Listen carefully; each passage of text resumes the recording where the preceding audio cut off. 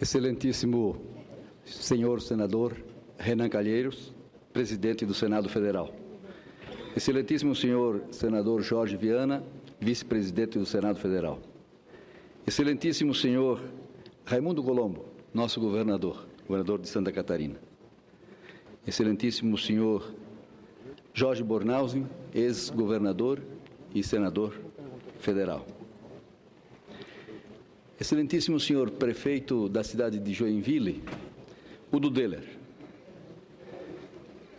Senhoras senadoras, senhores senadores, senhoras e senhores presentes, cara dona Ivete, caro Cláudio, Fabiana, filho e nora de Luiz Henrique da Silveira.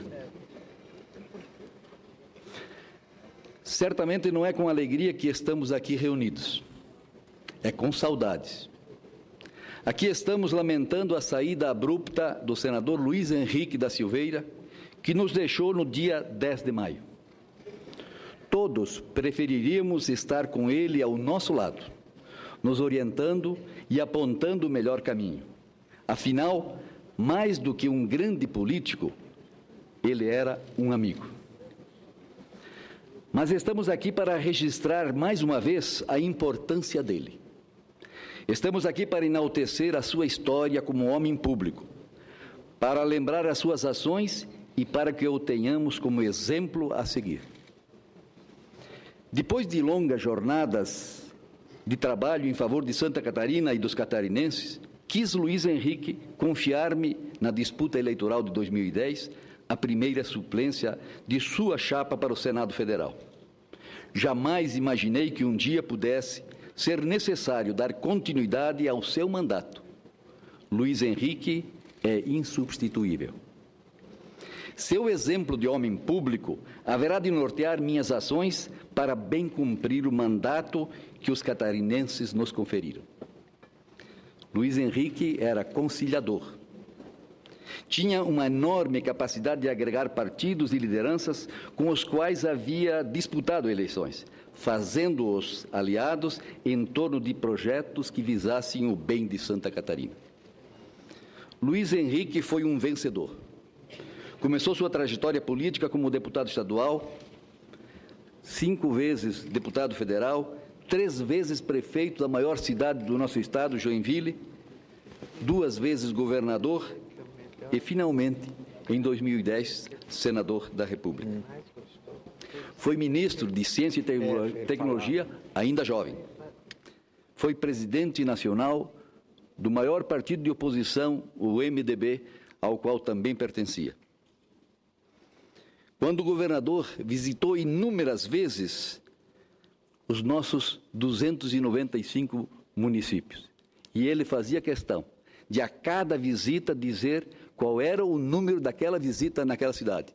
Aqui estou pela 57ª vez visitando a cidade de Blumenau. E ele sabia muito bem, em todas as visitas, o que ele tinha levado e tratado com aquela cidade. Era diferente, como citou a assessora do gabinete, Letícia, no dia do seu velório, quando falou em nome de toda a equipe do seu gabinete. Só quem conviveu de perto com ele, trabalhando com ele como governador, como deputado, como prefeito, como ministro e como senador, pode saber o quanto era apaixonado pela política limpa, pela política que faz acontecer para todos, pela possibilidade que o poder público lhe dava de fazer o bem ao maior número de pessoas, pela vontade obcecada de um país melhor, com menos desigualdades, por um Brasil de menos Brasília e mais Brasis, como dizia sempre Luiz Henrique da Silveira. Para lembrar um pouco a figura inquieta de Luiz Henrique, tomo a liberdade de citar algumas palavras aqui proferidas por ele, neste plenário, no dia 11 de fevereiro de 2015. A nação está inquieta, o povo está aflito, nervoso, ansioso, atordoado.